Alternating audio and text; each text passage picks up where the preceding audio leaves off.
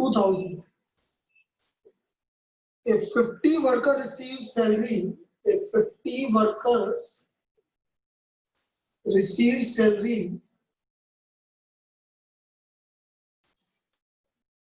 more than 14,000,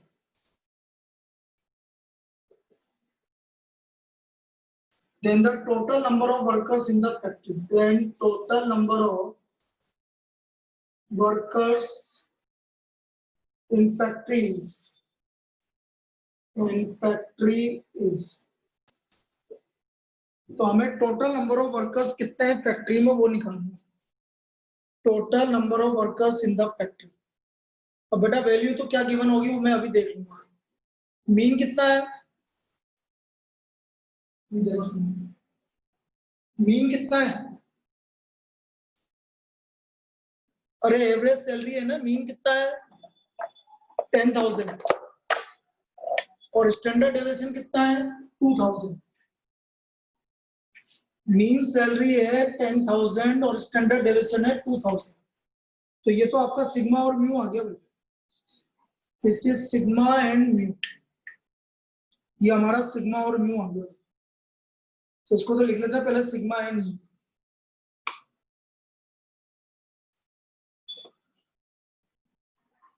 sigma and mu, तो sigma mu है आपका 10,000 और सिग्मा है आपका 2,000। 50 worker receive salary more than 14,000, देखो मोर देन 14,000, कितने वर्कर्स ने रिसीव किया 50, टोटल है, मुझे टोटल एंड नहीं पता, टोटल नंबर ऑफ वर्कर्स नहीं पता, इसलिए 50 बाई है। यहां तक समझ में आ गया बेटा, यहां तक समझ में आ गया सबको। 14,000 से ज्यादा 50 है तो 50 बाई है। अब 14,000 जो लिखा हुआ है उसका जेड निकालो बेटा, कितना है X minus mu upon sigma से, X minus mu upon sigma से 14,000 माइनस 10,000 अपॉन 2,000, ये आ गया Z is greater than 2, Z is greater than 2। यहां तो कोई दिक्कत, ये हमारा जेड की वैल्यू आ गई। अब बेटा जेड इज ग्रेटर देन 2 से ज्यादा, तो बेटा 0 से 2 के बीच का एरिया गिवन होगा या 5 2 गिवन होगा, दोनों में से कुछ भी गिवन हो सकता है। सपोज मुझे 5 2 गिवन है, 5 2, अब 5 2 क्या गिवन होगा एक मिनट में देख लेता हूं। मुस्कान,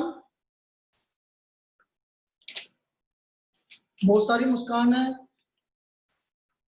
मैं जिससे पूछ रहा हूँ 5 2, बेटा 5 2 अपन ने क्या देखा था उस समय पिछली बार पढ़ा था जब, हाँ, एक मिनट बता रही। हाँ बता बेटा। हाँ, नहीं तो मुझे देखना पड़ेगा यार।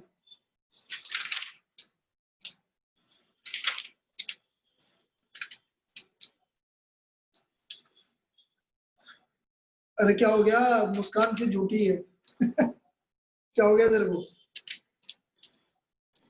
सर 0.9772। 0.9772, ठीक। 5 2 की वैल्यू 0.9772, ये हमारी 5 2 की वैल्यू गिवन होगी। आपको निकालने की जरूरत नहीं है, आपको गिवन होगी 0.9772, ये वैल्यू गिवन होगी, ठीक है। अब देखो इसको आगे, अब ये वैल्यू गिवन है तो यहाँ देखो ये हमारा कर्व है, ये 2 है, मुझे ये वाला एरिया निकालना, 2 से बाद का एरिया मुझे निकालना है, 2 से बाद का एरिया जो मैंने मार्क किया है, ये 2 से बाद का एरिया, ये मुझे फाइंड आउट करना है। तो बेटा ये 2 से पहले तक का एरिया मैंने पहले कल बताया था अपने लास्ट क्लास में, इसको बोलते हैं 5 2। 2 से पहले तक के एरिया को क्या बोलते हैं हम 5 2। टोटल एरिया होता है 1, पूरे इसका पूरा एरिया 1 है। 1 में से यदि मैं ये 2 से ज्यादा निकालना है तो मैं 1 में से 5 2 हटा दूंगा तो मुझे 2 से ज्यादा का एरिया आ जाएगा कि नहीं आ जाएगा? अरे बेटा 2 से पहले तक का एरिया होता है 5 2, और मुझे निकालना है 2 से बाद का एरिया। टोटल एरिया होता है 1, 1 में से यदि मैं 5/2 हटा दूंगा तो क्या मुझे 2 से बाद का एरिया आ जाएगा कि नहीं आ जाएगा? बोलिए सब। मैंने टोटल एरिया 1 है, 1 में से 5/2 हटा दूं तो आपको बाद का एरिया मिल गया। तो मुझे 5/2 ही तो चाहिए और 2 से ज्यादा ही तो चाहिए। जेड इज ग्रेटर देन 2 मतलब 2 से ज्यादा। तो 2 से ज्यादा के लिए मैं 1 टोटल एरिया 1 में से 5/2 हटा देता हूँ और 5/2 की वैल्यू मुझे गिवन, 5/2 की वैल्यू हमें गिवन है 0.977। इसको यहाँ लिख रहा हूँ मैं। 1 माइनस 0.9772 हो गया 0.228, 0.0228। निकालिए भाई n की वैल्यू 50 डिवाइड बाय 0.0228 कितना आ रहा है? 50 डिवाइड बाय 0.0228 कितने हैं? कितने लोग आ रहे हैं टोटल बताइए, कितने आए टोटल?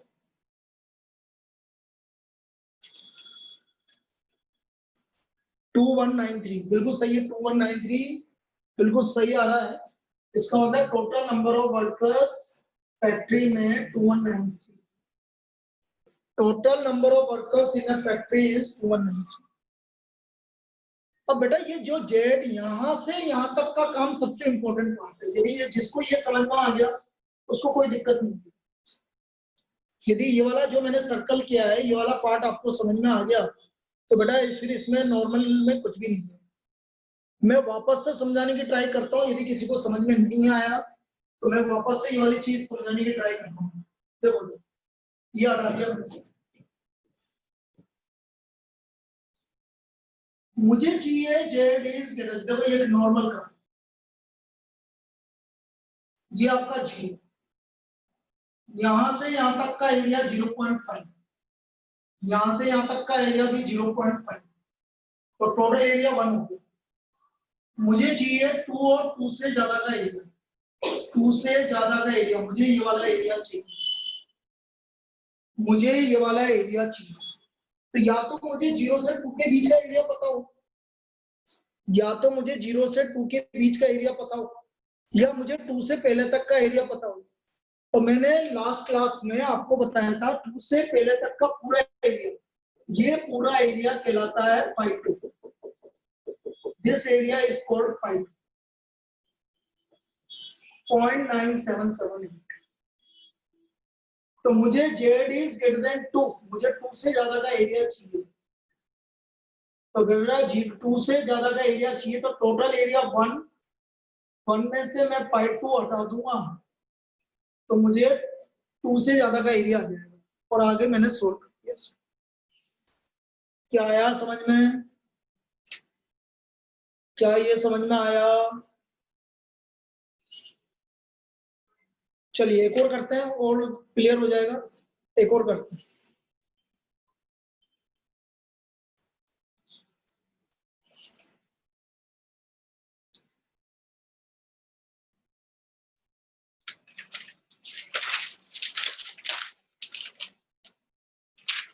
बेटा इसकी डाउट क्लास कब लेंगे हम? बोलो। इस चैप्टर की डाउट क्लास कब रखें? आज क्या है? Tuesday, Wednesday, Thursday. थर्सडे को रख ले 12 बजे। थर्सडे को 12 बजे रख ले। ठीक, तो थर्सडे को इसकी डाउट क्लास होगी। थर्सडे को इसकी डाउट क्लास होगी। चलिए नेक्स्ट एक और करते हैं भाई।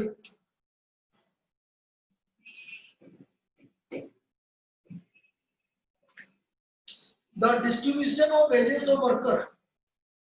सिर्फ सेट ए और सेट बी करना है बस। सेट सी तो मैं करवा दूंगा, उसमें जरूरत नहीं है आपको, जितने मैं करवा दूंगा वो सफिशिएंट है। सिर्फ सेट ए और सेट बी करना है। The distribution of wages of worker, wages of workers is known to be normal, is known to be normal with mean rupees 500 and standard deviation rupees 100, and standard deviation rupees 100. If the wages of 100 workers, if the wages of 100 workers in the group are less than rupees 430, what is the total number of workers? बिल्कुल same problem है. What is the total number of workers? आपको given है z equal to 0 to z equal to 0.7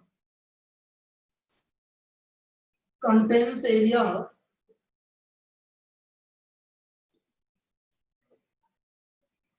0.758. Z equal to 0 to Z equal to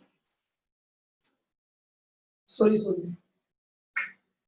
0 to 0.7. कल भी तो दिया था हमने 0 से 0.7. एक सेकंड रुको, कल भी दिया था हमने 0 से 0.7. अच्छा 6 का दिया, 7 का एरिया होगा ये का गिवन है आपको. चलो कोई बात नहीं, 5 0.7 गिवन है, कोई दिक्कत नहीं. ये गिवन है आपको 0.75, ये वैल्यू गिवन है. अब करते हैं बेटा इसको स्टार्ट. बोलिए मीन कितना है? Mean 500, standard deviation 100, P X is less than 430. कितना वर्कर्स? 100 वर्कर्स. Total N. क्या अभी तक जो लिखा वो समझ में आया? क्या अभी तक जो लिखा वो समझ में आया? X का value less than 430 100 by N. 430 का Z निकालो बेटा, 430 का Z निकालो. कितना आ रहा Z? 430 का Z निकालिए.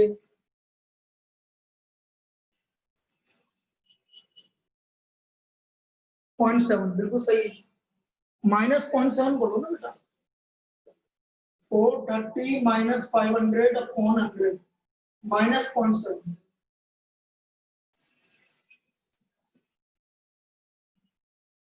यहाँ तक कोई दिक्कत? -0.7. और Z का वैल्यू यदि -0.7 से कम है तो हमें पता है, हमने ये प्रॉपर्टी पढ़ी थी, इसको 5 -0.7 लिखी. ये बायोमेट्रिक का पढ़ा था हमने. Z less than K is equal to 5K. K की वैल्यू -0.7 है तो 5 -0.7.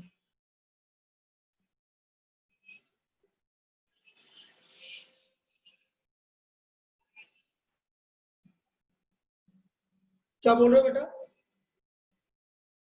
किसने बोला n/100 आएगा?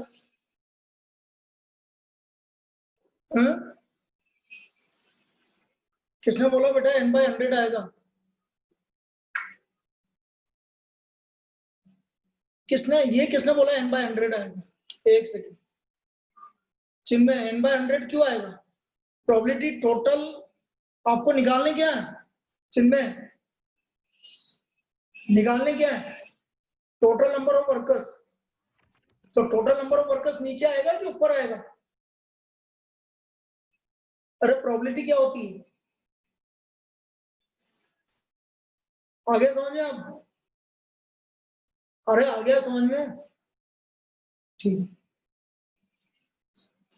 Now 5 -0.7. अच्छा ये 5 -0.7 क्यों आया, ये समझ में आया क्या? 5 -0.7 क्यों आया, ये समझ में आया क्या? क्योंकि Z लेस देन K होता है 5K. अच्छा मैंने कल ये भी बताया था 5 - K क्या होता है?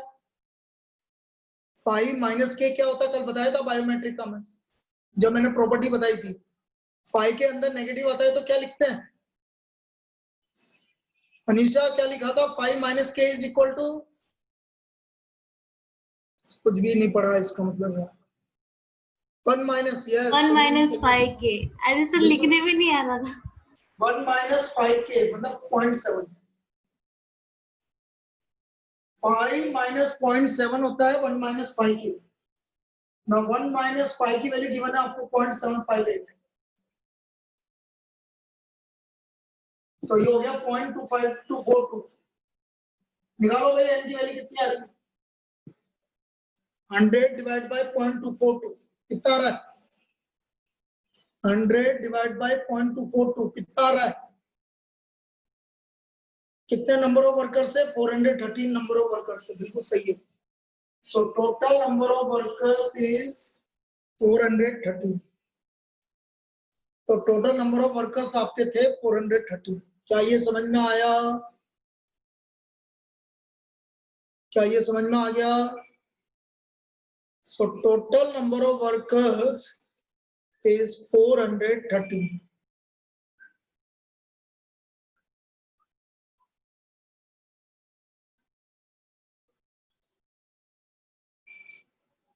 चलिए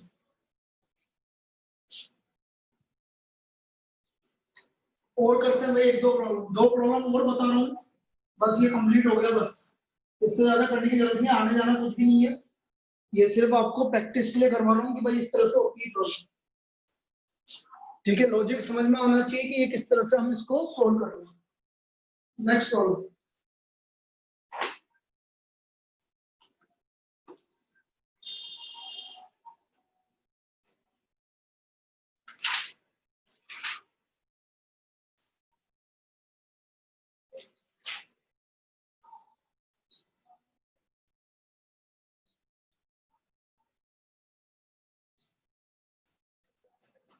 The mean of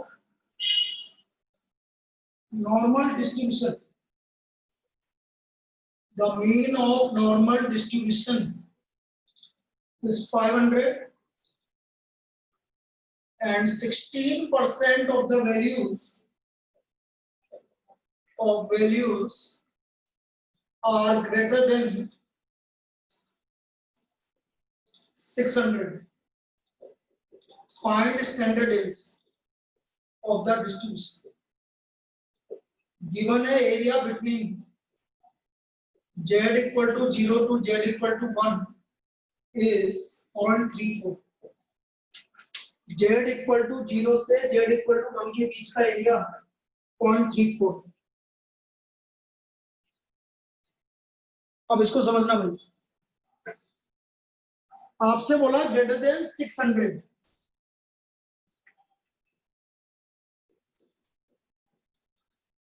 कितनी परसेंट वैल्यू है? 16%। क्या ये लाइन समझ में आई जो मैंने लिखी? 600 से ज्यादा की प्रोबेबिलिटी है 0.16। ये समझ में आया? बेटा 600 का जेड निकालो। 600 का जेड होगा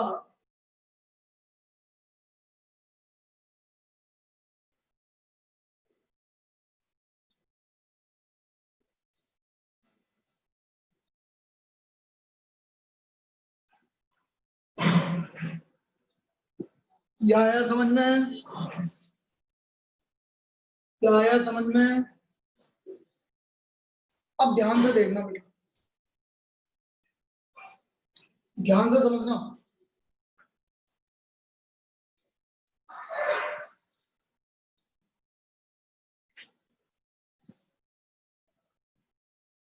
ये एरिया है 0.34। ये वाला एरिया आपको गिवन है 0.34। 0 से 1 तक के बीच का एरिया। तो बेटा 1 से ज्यादा का एरिया कितना बचा? अरे 1 से ज्यादा का एरिया कितना बचा? 0 से 1 के बीच का एरिया 0.34। तो 1 से ज्यादा का एरिया कितना बचा? 1 क्यों कर रही है बेटा? 1 क्यों कर रही है? पागल है क्या बेटा? ये खाओगे दोनों के दोनों लेने लो रही है। अरे बेटा मैं 0 से स्टार्ट कर रहा हूँ, 0.5 में से माइनस करो ना, 1 तो टोटल होता है। अनीशा माइक चालू करो। Yes sir. क्या गलती की समझ में आया? नहीं आया। अरे बेटा यहाँ से यहाँ तक का तो 0.5 होता है ना। अच्छा हाँ आ गया। और यहाँ से यहाँ तक का, तो मुझे तो यहाँ से स्टार्ट कर रहा हूँ, तो 0.5 में से 0.34 माइनस करो, ये कितना आया? 0.16। ये रहा 0.16। मुझे चाहिए भी यही, तो इसका मतलब ये 1 के इक्वल।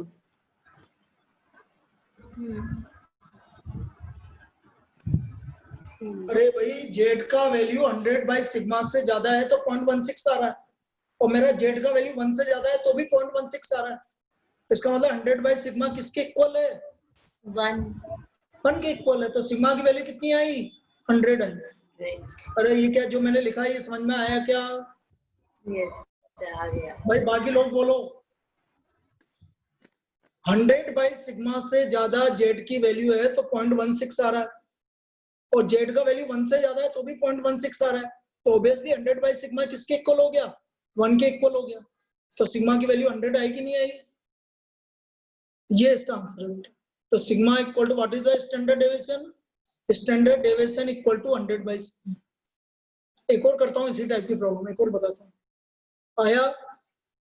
चलो एक और प्रॉब्लम करते हैं इसी टाइप की, बिल्कुल सेम।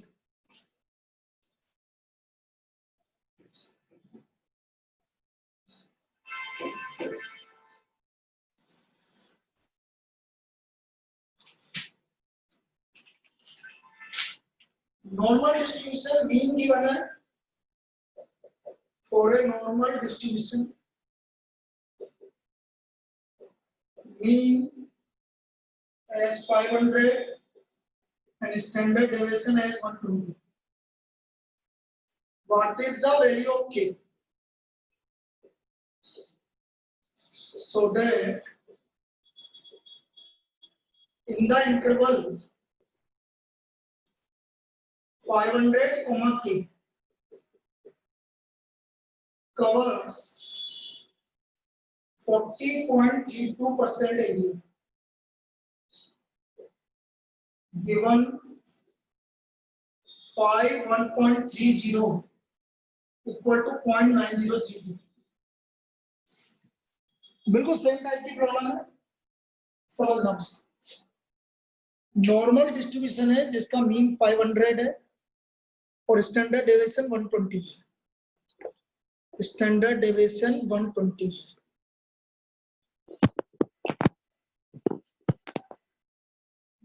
फाइव हंड्रेड कोमा के क्लोज इंटरवल है। क्लोज इंटरवल का मतलब है x का वैल्यू 500 के इक्वल है और k के बीच। ये आपका 0.4032 के इक्वल गिवन।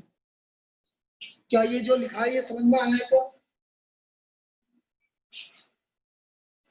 500 कोमा के, इसका मतलब है x का वैल्यू 500 से ज्यादा बराबर है और k किससे कम, मतलब इन दोनों के बराबर बीच में। और 40.32% एरिया आ रहा है इसलिए मैंने 0.4032। क्या ये समझ में आया जो लिखा? बेटा 500 का जेड निकालना, 500 का जेड निकालो। म्यू गिवन है आपको 500, म्यू गिवन है 500 और सिग्मा गिवन है 120। इसका जेड आएगा 0 और इसका जेड आएगा k minus 500 upon 120 equal to 0.9403 0.4032। यहाँ तक कोई दिक्कत? यहाँ तक कोई दिक्कत? और ये समझ में आया जो अगली स्टेप लिखी मैंने?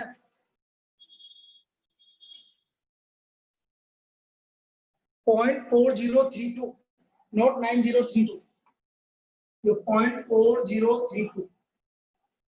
ये तो ये अलग चीज गिवन है, अभी इसके बारे में बात कर लेता हूँ। जेड का वैल्यू 0 और k minus 500 x minus mu upon sigma से। x की वैल्यू k है, म्यू की वैल्यू 500 है और सिग्मा की वैल्यू 120। यहाँ तक कोई दिक्कत? अब देखो इसका कर्व बना रहा हूँ, कर्व को समझना।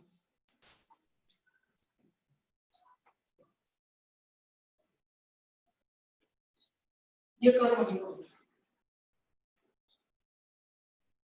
x की वैल्यू 0, k माइनस 500 अपॉन 120। ये एरिया है 0.403। आपको ये वाला एरिया गिवन है 0.403। यदि मैं पीछे वाला एरिया भी पूरा मिला दूं, ये वाला एरिया भी मिला दूं, वाला एरिया कितना है 0.5, तो बेटा यहाँ से यहाँ तक का एरिया कितना हो गया ये, यहाँ से यहाँ तक का एरिया कितना हो गया बेटा, k माइनस 500 अपॉन 120, इससे कम का एरिया कितना हो गया टोटल मिला के 0.9032। अच्छा 0.9032 किसकी वैल्यू गिवन है आपको, 1.3 की वैल्यू गिवन, किसकी वैल्यू गिवन है 0.9032, 1.3 की वैल्यू गिवन, आपको 0.9032 वैल्यू गिवन है 1.30, तो बेटा ये 1.30 के इक्वल आया कि नहीं आया, ये 1.3 के इक्वल आया कि नहीं आया, अरे भाई 1.3 की वैल्यू है 0.9032 और k माइनस 500 अपॉन 120 से कम, मतलब ये भी 5 है, इसकी भी वैल्यू 0.9032, तो k माइनस 500 अपॉन 120 किसके इक्वल आ गया 1.3 के इक्वल आ गया। निकालो बेटा k की वैल्यू कितनी आ रही है, k की वैल्यू कितनी आ रही है बताइए, 656, बिल्कुल सही है, k की वैल्यू 656 आ रही है। So this is the value of k, ये k की वैल्यू आ गई 656। बेटा बाकी जिसको समझ में आ गया बढ़िया है, जिसको नहीं समझ में आ गया गारंटी के साथ बोलूंगा नहीं आएगा, आने के चांसेस नेग्लिजिबल है, लेकिन फिर भी कभी उसने हार्ड क्वेश्चन दे दिया तो बेटा आपको ये करना होता है जो मैंने करवाया।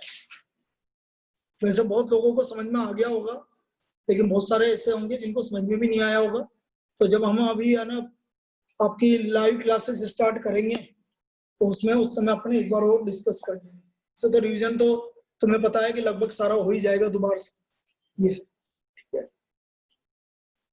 चलिए ये कंप्लीट हो गया आपका चैप्टर थ्योरेटिकल डिस्ट्रीब्यूशन।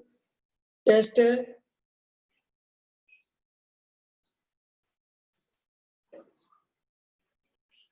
है आपका next Wednesday probability and theoretical distribution. कल से इस क्लास में स्टार्ट करेंगे हम second chapter matrix and equation. Second chapter matrix and equations. पहले मैट्रिक्स पढ़ेंगे कि पहले इक्वेशन पढ़ेंगे, पहले मैट्रिक्स पढ़ेंगे, चलो पहले मैट्रिक्स पढ़ेंगे, इजी है, बहुत ऊपर लेवल से पढ़ना है, इजी है, ठीक है, दोनों ही इजी है बेटा, ऐसा कुछ भी नहीं।